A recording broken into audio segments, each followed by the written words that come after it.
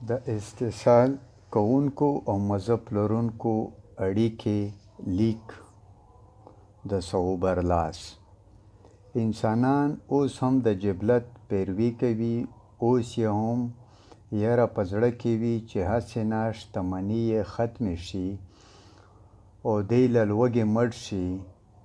دا د یرې جبلت انسان په دې مجبور کړي چې د نورو انسانانو څخه د هغه د برخې شتمني ولوټي. که دا لوټل هم بس دومره وي چې ځان له مرګه وژغوري، نو بیا د لوټلو ورته ضرورت نشته. پخوا یې ضرورت ځکه و چې انساني ټولنې دومره پرمختګ نه و کړی. اوس خو د ساینسي ایجاد او دریافت له کبله انسان په دې برلاسی دی چې د ټولو انسانانو روزنه ښه او په هوسا توګه وکړي.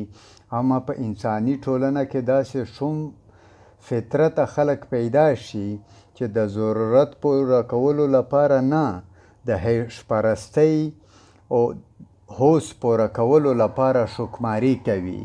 دا هوس بیا هیڅ پوله نه مني، لوټل او زیرمه کول یې مشغوله شي. هم دې ته استحصالي طبقه وایي چې هر څه ځان له جمع کول غواړي. په انسان او په حیوان کې دلته دا فرق راشي چې انسان د لوټل د را روانو پیړیو د هیش لپاره کوي او حیوان یې د ضرورت له کبله. دلته حیوان له استحصالي طبقې څخه په شرف کې زیات شي. اوس چې دا ومنل شي چې حیوان له استحصال کوونکو څخه په شرف کې زیات دی، نو د استحصال کوونکو څخه د زړه سوی هیله ساتل بې عقلي وي. دوی په خپلې شکمارۍ او لوټمارۍ ته ادامه ورکوي تر څو چې د ځمکې په مخ یوازې دوی پاتې شي. خو د فطرت او ځان ته خپل قوانین دي. د چا چې استحصال کیږي هغه هم د مرګ یره واخلي چې د یو څو خلکو د استحصال او هیش خوښونکو جبلت له کبله د دوی بقا ته ګواښونه پېښ دي. د مستمرو استحصال کیدونکو دا احساس یوه نوې شخړه منځته راوړي چې د استحصال کوونکو او د استحصال کیدونکو ترمنځ وي، او دواړه د خپلې بقا جنګ کوي. انساني تاریخ هم بس د دې جګړې یا مبارزې تاریخ دی. په دې مبارزه کې به ارومرو استحصال کوونکي ماته مني، لا به په زور ورباندې منل کیږي.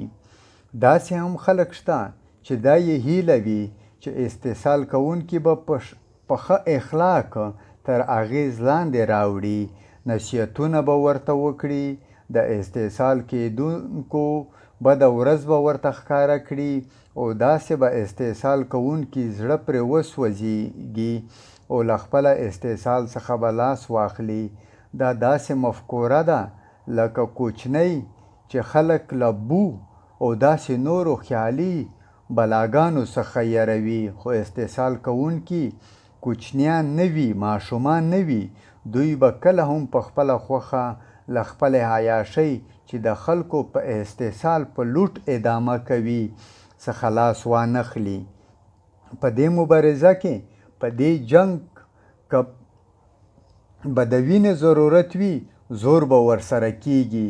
د خلکو حق به په زور له دوی څخه اخیستل کیږي. خو بې عقلي به وي که دا مبارزه یوازې د وینو تویېدو له لارې وشي. دا هر اړخیزه مبارزه ده. د خواريکشو ځپل شوو زړونه ګټل دي. دوی د استحصال کوونکو په عزایم خبرول دي. دوی ته په خپلو موټو باور ورکول دي. دوی ستړې مبارزې ته منظم کول دي، تربیه کول دي.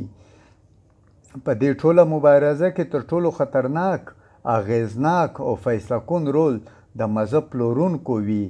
دوی د استحصال کوونکو مرسته په دوه ډوله کوي. یو دا چې د هغو استحصال ته د خدای ویش نوم ورکړي، او د یو فرضي کتاب خبرې پیل کړي چې دا هر څه په یو کتاب کې له ازل څخه لیک دي. انسان ته پکار ده چې د خپلې برخې په رزق قانع شي، صبر وکړي او د ډېر رزق په تکل کې دې نه اوسي. او د خدای لخوا جوړ شوی دا ویش یعنی تقسیم موجوده نظام د څوک نه چیلنج کوي، او که څوک یې چیلنج کړي هغه دوزخي او د خدای په انصاف یقین نه لرونکی دی. بل هغه خلکو ته چې اتصالي کیږي د یوې بلې دنیا سندرې وایي چې خوارانو ته غریبانو ته په یو بل جهان کې لویه برخه ده. دا دنیا په تیرېدو ده، څو ورځې ژوند دی. په کار ده چې موږ د ابدي ژوند فکر وکړو. خو د دوی د بدارانو او د دوی خپل عمل د دې تبلیغاتو سره ښکاره په ټکر کې وي. دا دواړه خبرې د استحصال کېدونکو لپاره ډېرې خطرناکې او د استحصال کوونکو لپاره له ګټو ډکې وي، ځکه یې استحصال کوونکي نازوي، کله یې بلا واسطې او کله په واسطه په پاچاهي کې شریک ساتي.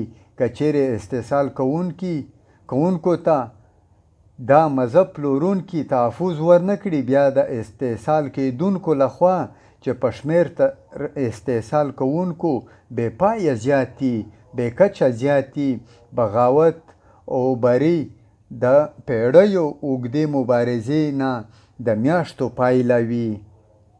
پښتون افغان چې د تاریخ په اوږد سفر کې اوس داسې پړاو ته رسېدلی دی چې په خپله په یوه طبقه بدل شوی دی. په حیث د کام له ده څخه شتمني تروړل کېږي، ترېنه په زوره وړل کېږي، استحصالي کېږي او په ناروا او غیر انساني ډول وژل کېږي، او بیا د ترهګرو او ظالمانو تور پرې هم لګېږي. اوس به هر باسواده او باشعوره پښتون افغان خپل تاریخي مسؤلیت په غاړه اخلي چې د استعماري بلا د مخنیوي لپاره هر اړخیزه مبارزه ته چمتو شي. د رجت خوښونکو د استعمار د لاسپوڅو مذهب پلورونکو رول ولس ته په ښه توګه وړاندې کړي چې د ولس ورڅخه کرکه شي او ولس په دې پوهه کړي چې د ده بده ورځ د خدای چې رحیم دی، عادل دی، سخي دی لخوا نه ده، دا د استعمار چې ظالم، بې انصافه او شوم دی لخوا تپل شوې ده. داسې به و اسمان ته چمتو ولس مځکې ته وګوري او خپلې تاریخي وظیفې ته به پام وکړي. په دې مرحله کې به بیا د انقلابي ګوند چې منظم وي او د مبارزې له بېلابېلو پړاوونو څخه راوښتی وي سخت ضرورت پېښ شي. د لینن په وینا انقلاب به ارومرو راځي، بس تیاري ورله پکار ده، او دا تیاري داسې اسانه کار هم نه دی. ولس ته ځان رسول دي، د دښمن د پروپاګنډې مؤثر ځواب ویل دي، انسانان پوهول دي، منظم کول دي، په انقلابي فلسفه سمبالول دي، په ګوند کې دننه له جذباتي سطحیت نه او شخصي عقیدت څخه ژغورل دي او له هر ډول روجت څخه د خلکو راګرځول دي. وخت لږ دی، کارونه ډیر دي. پښتون اوده دی، دښمن ویښ دی، پښتون ساده دی، دښمن چلبازه دی.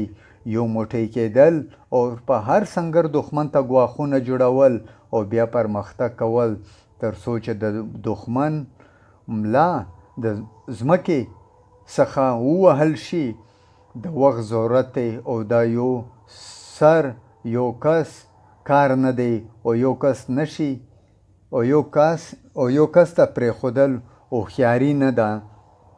دا وه د ملګري صوب برلاس مقاله، استحصال کوونکو او د مذهب پلورونکو اړیکې. زمونږ یوټیوب چینل خان شهید لایبرري د ځان سره سبسکرایب کړئ او زمونږ پروګرامونه د ملګرو سره شریک کړئ. مننه.